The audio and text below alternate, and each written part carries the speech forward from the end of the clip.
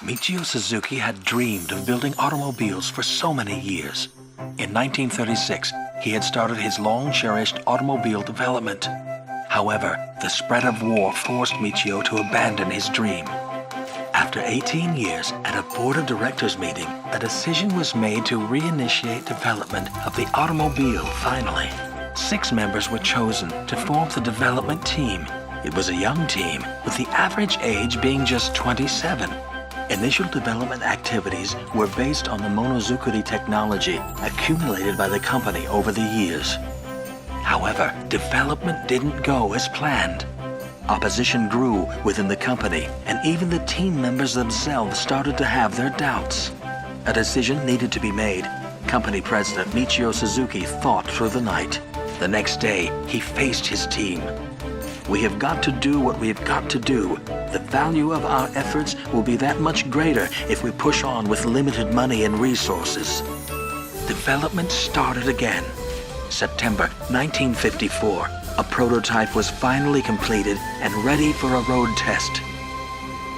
It was decided that 2 prototype vehicles would embark on about a 300-kilometer long-distance road test to Tokyo.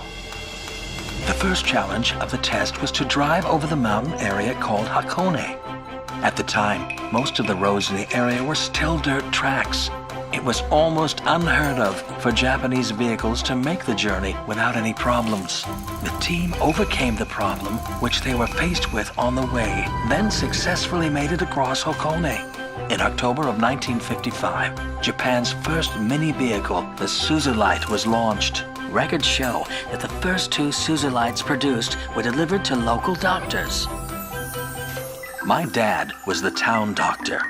At the time, buying an automobile was a really bold step. Dad needed to go to patients' houses every day on his bicycle. It was tough going as he had to visit many patients even on rainy days. Dad always said that a doctor was no longer a doctor if he was late or took a day off. So one day he decided to buy a car. I remember the Suzulight arrived at our house in October 1955. It's here. The Suzulight is here. We're home.